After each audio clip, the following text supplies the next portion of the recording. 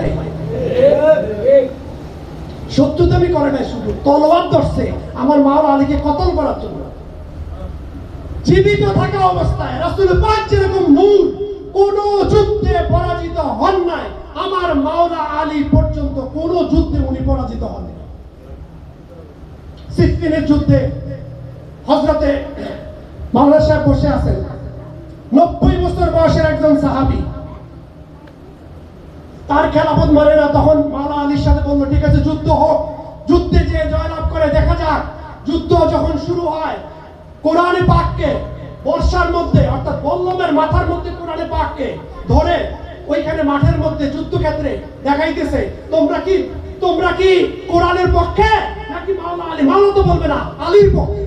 এই মাবিয়ার গোষ্ঠী বলতেছে, মাবিয়া বলতেছে তোমরা কি এর যারা সঙ্গী, সফর সঙ্গী, এর যারা মুনাফিকের দল, এরা বলতেছে তোমরা কি কোরআনের পক্ষে, হকের পক্ষে? কোরআনকে হক দেখাইতেছে। মাওলানা আলী বলতেছে খামোশ, এই কোরআনের কোনো জবান নাই, আমি জীবিত কোরআন। আমার সাথে প্রতিটা আয়াত নাযিল হয়েছে আমার মুর্শিদ, আমার আকা, আমার সব দুনিয়ার সৃষ্টির সেরা যিনি, এই রাসূল পাকের আয়াত যত নাযিল হয়েছে আমি মাওলা সবসময় সাথে ছিলাম, আমি জীবিত কোরআন। এই বেঈমানগুলো মাওলা আলী থেকে আবার সরে সরে আবার মাটির দিকে যাচ্ছে। সব সময় গাদ্দারি, কতল করার হুমকি, এই কারবালা শরীফে ঘটেছে, কতল করার হুমকি দিয়ে মানুষকে ওদিকে নিয়ে যায়। এই দিতে নিতে তার পক্ষে বেশি হয়ে যাচ্ছে, মাওলা আলীর পক্ষে কমে আসতেছে। হযরত আম্মার বিন ইয়াসির রাদিয়াল্লাহু তাআলা আনহু, মাওলানা আমাকে কারেক্ট করবেন, হযরত আম্মার বিন, নামগুলো মনে রাখবেন, নাম মনে না রাখলে এখানে আয়েশা কোনো লাভ নাই ভাই।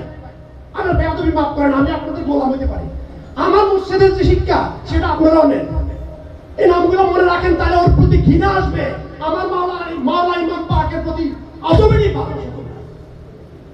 এই মাবিয়ার গোষ্ঠী, এই আবু সুফিয়ানের গোষ্ঠীকে যত ঘৃণা করবেন, তত আপনি আহলে বাইতের প্রতি, আওলাদ রাসূলের প্রতি, মাওলা আলী মুশকিলের প্রতি, খাতুনে জান্নাতের প্রতি, ইমাম পাকের প্রতি ভালোবাসা অটোমেটিক আসবে। হযরতে আম্মার বিন ইয়াসির, আমার রাসূল পাকের হাদিস, আমার রাসূল পাক যখন এই আম্মার বিন ইয়াসির আমার মাওলা আলী মুশকিল কুশার পক্ষে যুদ্ধ করবেন, যুদ্ধ করে এই আম্মার বিন ইয়াসিরের মাথা মোবারক কেটে ফেলা হয়েছে, কেটে পরে মগজ বের করা হয়েছে। বের করার পরে আমার মাওলা আলী মুশকিল কুশা মাথা হাত দিয়ে বসে গেছেন। উনি আশ্চর্য হয়ে গেছেন যে আমার রাসূল পাকের যা যা কথা সব কাজে লাগতেছে।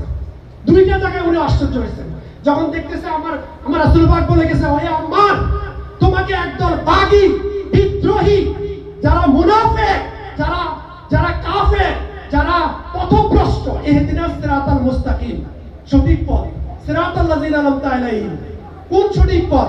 যে পথে আমি নিয়ামত দান করছি। কোরআনের অন্য আয়াতে বলতেছে ওয়ান নাবিয়িনা ওয়াস সিদ্দিকিনা ওয়াস শুহাদা ওয়াস সালিহিন। তাহলে মাওলা আলীর সাথে যারা এখান থেকে গাদ্দারি করে আবার ওর পক্ষে গেছে, তারা কি এই আয়াত জানে না? তারা কি এই আয়াত জানে কিনা যে আমার আল্লাহ বলছে আমি নবীর প্রতি রহমত দিয়েছি, আমি সিদ্দিক, যারা সাহাবী, ইমানদার সাহাবী, ইমানদার, ওই যে বলছে ইমান, সবকিছু যদি সাদা কাগজে লেখা থাকে, তাহলে আল্লাহ আমার রাসূলকে কেন পাঠালেন? উনি তো এভাবে দুনিয়াতে একটা ভূখণ্ডের মধ্যে কোরআন পাক পাঠাইয়ে বলতে পারতেন সবাই একটু ফলো করো, এটাই সত্য। তাহলে সবাই তো আজকে দুনিয়াতে কেউ বিধর্মী, অমুসলিম, খ্রিস্টান, বৌদ্ধিস্ট, হিন্দু কে থাকতো? ইসলামের শত্রু তো মুনাফিকের, আমার রাসূলের উম্মতগুলা। আহলে সুন্নাত ওয়াল জামাতের মধ্যে 40টা গ্রুপ, পীর সাহেবদের মধ্যে 40,000 গ্রুপ। আমার রাসূল পাকের সালাম দিবে, মাওলা আলীকে মানবে না, শিয়াদের নেতা। মাওলা আলীকে মানবে, মাওলা মানবে না, ওকে ঠিক আছে মানলাম না, হ্যাঁ টুক মানলাম। আবার হাসনাইনে কারিমানকে সম্মান জানাবে না। মুহররম আসতে তাদের মজা লাগে, মুহররম আসতে মজা লাগে। আরে মুনাফিকের গোষ্ঠী, যদি ফিল করো, ভালোবাসো, ফিল করে যদি পড়ো, কোনদিন তোমার কান্না আসা ছাড়া উপায় নাই। হযরত আম্মার সম্বন্ধে আমার রাসূল পাক বলছেন যে হে আম্মা, তোমাকে একটা